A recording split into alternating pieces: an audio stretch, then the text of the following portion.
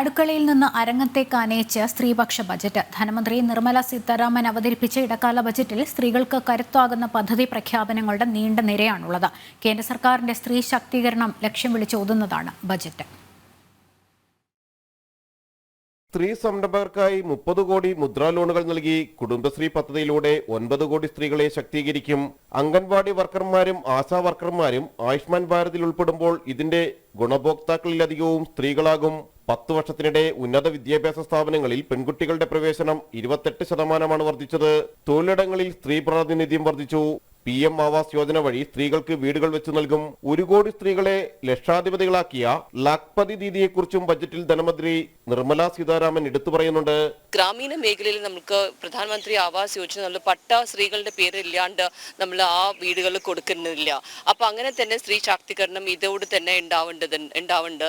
അതില്ലാണ്ട് തന്നെ സ്ത്രീകളുടെ സ്പെസിഫിക് ആയിട്ടുള്ള പോഷൻ അഭിയാൻ 2.0 പറഞ്ഞിട്ട് വലിയ സക്സസ്ഫുൾ ആയ പ്രോഗ്രാം തന്നെയായിരുന്നു. ഗർഭിണികളുടെ മഹിളകൾക്കും ശിശുക്കൾക്കും അവരുടെ ഒരു ആരോഗ്യത്തിന് വേണ്ടിയിട്ടുള്ള പ്രോഗ്രാമാണ് മിഷൻ പോഷൻ അഭിയാൻ. അതിലും നമ്മൾ ഒരുപാട് ഫണ്ടിങ്ങും കാര്യങ്ങളും കൊടുക്കുന്നുണ്ട്. ആശാ വർക്കേഴ്സും അംഗൻവാടി വർക്കേഴ്സും വേണ്ടിയിട്ടുള്ള ഒരു പ്രോഗ്രാം കൂടിയാണ് മിഷൻ പോഷൻ അഭിയാൻ 2.0. 5 കോടി വീടുകൾ വെച്ച് കൊടുക്കുക എന്ന് പറഞ്ഞാൽ സ്ത്രീകളുടെ ഒരു വലിയ ഇതാണ്. പിന്നെ ലഖപതി ദീദീസ് അത് 2 ലക്ഷത്തിൽ നിന്ന് 3 ലക്ഷം ആകുമ്പോൾ 3 കോടിയിലേക്ക് ആകുമ്പോൾ വലിയൊരു എംപവർമെന്റ് അല്ലേ ഇത്.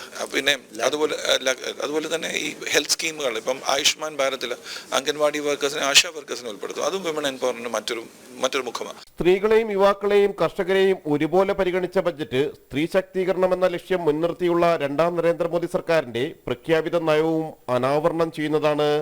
ജനം, കൊച്ചി.